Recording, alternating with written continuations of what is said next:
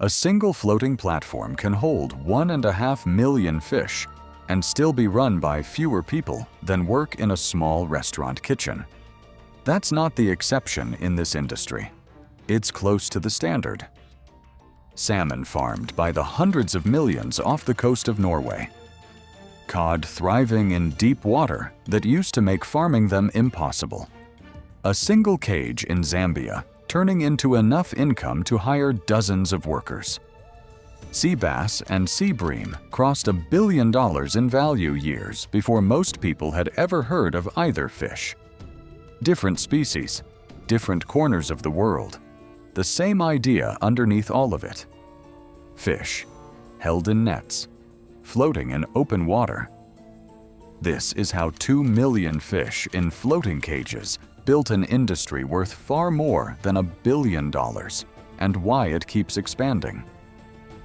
Salmon, the industry's origin point cage.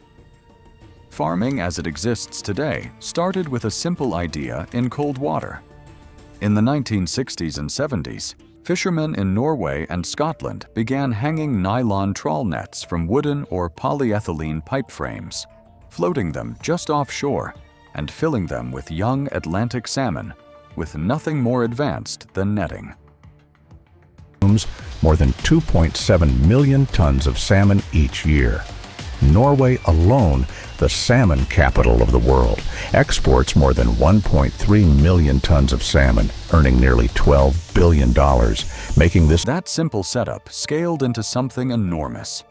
Norway alone now holds over 350 million Atlantic salmon in sea cages at any given moment, spread across a coastline built almost entirely around this one industry. The country did not get there by accident. Decades of refinement turned those first wooden frames into engineered structures capable of holding tens of thousands of fish in a single enclosure. But scale brought its own problems, and the biggest one arrived on the fish themselves. Salmon lice, small parasites that cling to the skin of the fish, became what researchers now describe as one of the greatest threats to the industry's sustainability, and crowding made the threat worse. Dense cages made the problem worse, since lice spread faster through crowded fish than they would in the wild. Farmers found a partial fix by going deeper. Because lice concentrate mainly near the surface, submerging cages further underwater cut infestation rates by 72 to 96% compared to fish held at the surface. Lice was not the only threat scale created. Escapes posed a separate danger entirely. If a cage failed during a storm or wore through from years of use, tens of thousands of fish could disappear into the open ocean at once, threatening wild salmon populations through interbreeding and disease. Norway addressed this directly in 2006, introducing a technical standard that governed how cages had to be designed and built. The results were measurable. Annual escapes fell from over 600,000 fish to under 300,000, even as the total number of salmon held in cages grew by more than 50% over the same stretch of years. Going deeper solved the lice problem, but it created a different one. Salmon have an internal organ called a swim bladder, a gas-filled sac that keeps them from sinking, and they need to surface periodically to gulp air and keep it full. Held too far underwater for too long, they lose that ability and begin swimming in an exhausting, tilted posture just to stay upright. Engineers eventually built a workaround, an underwater air dome fitted into the ceiling of a submerged cage that let fish refill their swim bladders without ever swimming to the surface. Tested at commercial scale, salmon raised under this system completed a full 14-month production cycle entirely submerged. Salmon needed that engineering to make submersion work at all. Not every species farmed in floating cages needed the help.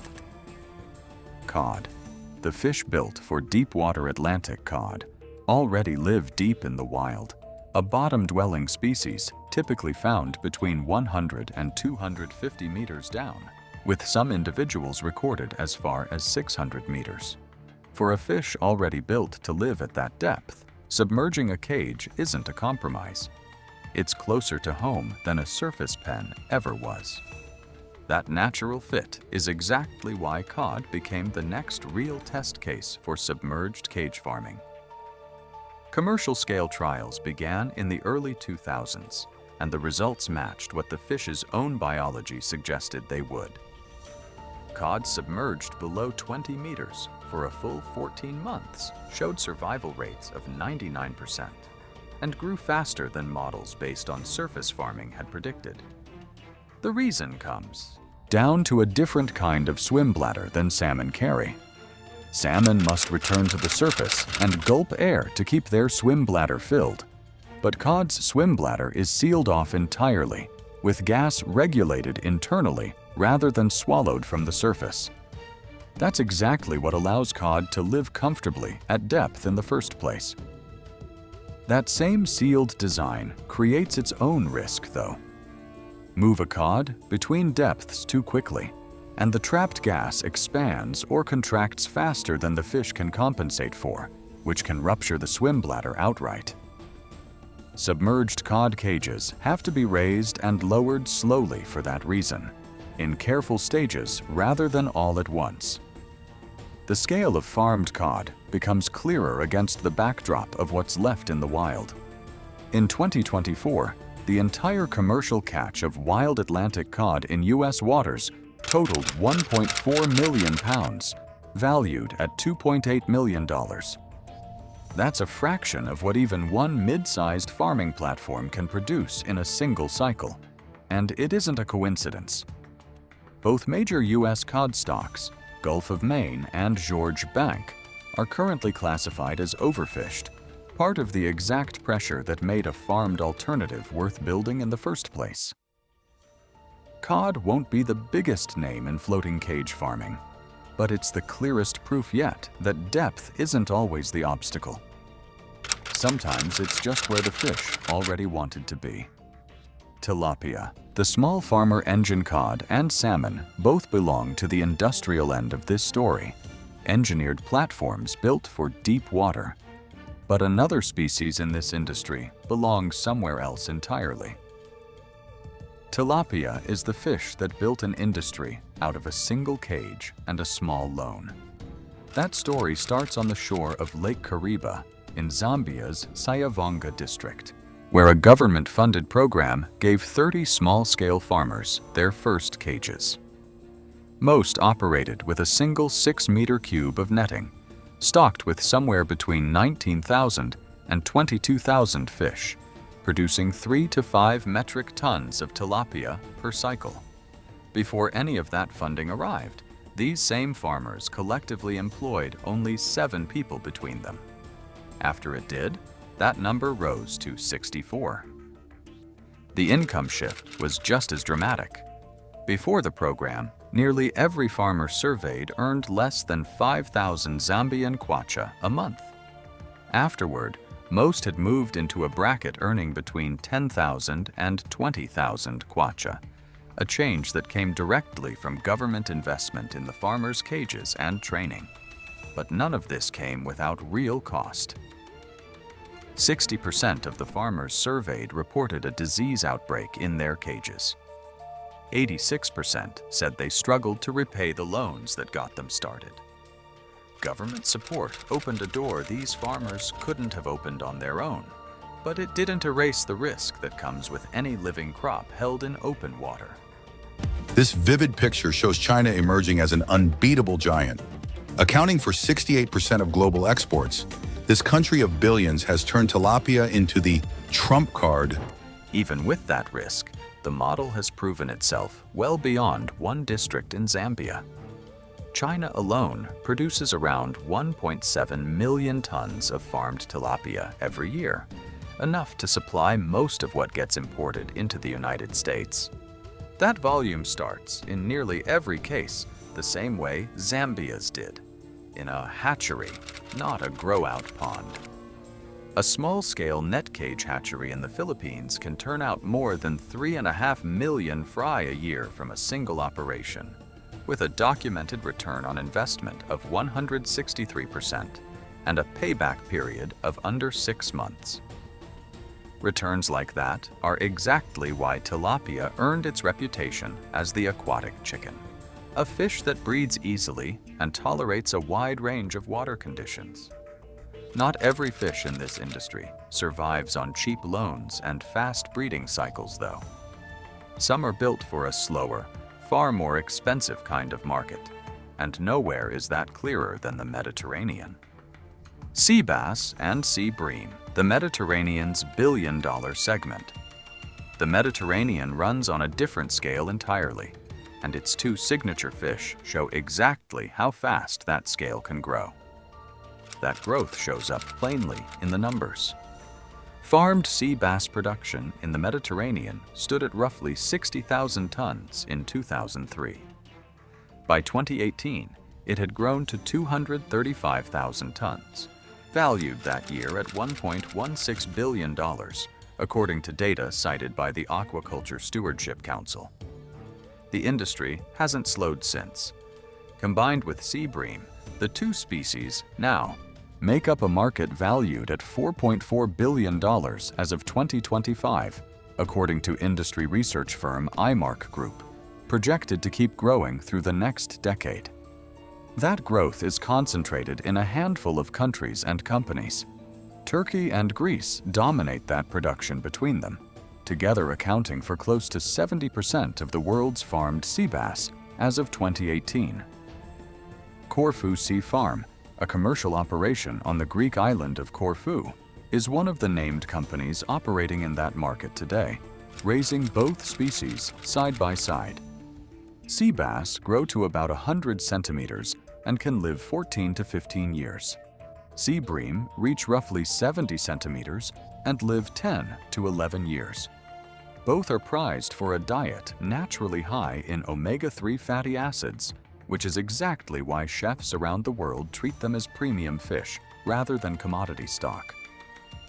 That growth hasn't gone unquestioned. In 2025, the environmental group FoodRise published a report arguing that the industry's expansion carries a hidden cost. According to their research, large volumes of wild-caught fish are processed into fish meal and fish oil to feed farmed sea bass and sea bream, sourced partly from waters off West Africa. The group's researchers estimated that if that wild fish weren't diverted into farm feed, it could instead provide a weekly fish portion to over a quarter more people globally. FoodRise also pointed to Greece's own aquaculture growth, up an estimated 141% since the turn of the century, as evidence of how quickly permitted farming areas have expanded, partly backed by European Union funding aimed at supporting the industry's development. The industry disputes that framing, and the debate over feed sourcing in aquaculture remains active. What's not in dispute is the scale sea bass and sea bream farming has reached in less than 2 decades, from a niche Mediterranean product to a market worth billions of dollars, built, like every other species in this story, on nets suspended in open water. Inside the machine, automating the modern cage. None of the scale in this story, hundreds of millions of salmon, $1 billion in sea bass and sea bream, happens with people alone standing at the water's edge. It happens because the cage itself has quietly become a machine. Sensors are placed throughout ponds and recirculating tanks, constantly tracking oxygen levels, temperature, pH, and ammonia. These numbers tell farmers everything they need to know about stress, growth. Modern aquaculture systems run on a simple structure underneath all the complexity, sensing equipment in the water, a network carrying that data, and a cloud platform turning it into decisions. Sensors in the water constantly measure dissolved oxygen, temperature, pH, and ammonia levels, the basic vital signs of a healthy cage. That data doesn't stay local. It travels up through the network layer to the cloud platform, where it gets processed and turned into decisions, sometimes by a person watching a dashboard, increasingly by the system itself. Feeding is where this shows up most clearly. because feeding is the one decision an operation makes every single day. Norway's automated net cage systems and Finland's Arvotech wolf controller both adjust how much feed goes into the water based on real-time readings of water temperature, oxygen levels, and fish biomass, not a farmer's visual guess. Since feed already eats up as much as 90% of an operation's costs, getting that decision right, automatically, is one of the highest value jobs a machine can do in this entire industry. In a commercial farm in Hainan, AI-driven feeding systems use underwater cameras to observe fish behavior. Isn't the only decision that used to depend entirely on a human eye. Health monitoring has followed the same path. Underwater cameras and machine vision systems now track feeding behavior and flag early signs of disease before a human would catch them by eye. Underwater drones patrol nets for damage, clean off the algae and organisms that build up in a cage over time, and in some operations, even assist with harvesting. This is what actually answers the question the opening image raised. A platform holding 1.5 million fish doesn't need a small army of workers, because most of the moment-to-moment decisions, feeding, oxygen levels, disease detection, aren't being made by workers at all. They're being made by sensors and software, watching water that never stops moving. The global picture: salmon, cod, tilapia, sea bass, and sea bream each tell their own story. Zoom out far enough, and all 5 turn out to be small pieces of something much larger. And it's here that the title's own numbers finally line up with the full picture. Start with the 2 million. A single platform, like Marine Fishery One, holds 1.5 million fish on its own, run by a handful of people. Scale that idea out across every salmon platform in Norway, every tilapia cage in Zambia, every sea bass pen in the Mediterranean, and 2 million fish stops, sounding like a headline exaggeration. It's closer to a conservative snapshot of what a handful of individual operations can hold at any given moment. The billion-dollar figure holds up the same way. Sea bass and sea bream alone were worth over $1 billion as far back as 2018, and that was one species pairing in one region. That's the real anchor behind the title's number, a specific, verifiable segment of cage-farmed fish crossing the billion-dollar mark on its own, years before the industry around it kept growing. According to the FAO's 2026 State of World Fisheries and Aquaculture report, aquaculture now supplies the majority of fish consumed worldwide for the first time in history. In 2024, the industry produced 103 million metric tons of aquatic animals. Including farmed algae, total global aquaculture output was valued at $391 billion. That larger number needs a clear boundary around it. It covers all of aquaculture, ponds, recirculating tanks, mollusks, seaweed, alongside every cage-based species in this piece. The floating cage segment, salmon, cod, tilapia, sea bass, and sea bream, sits inside that total as a defined, high-value slice, not the whole of it. They were never meant to describe the ocean's entire aquaculture economy, which is worth roughly 400 times more today.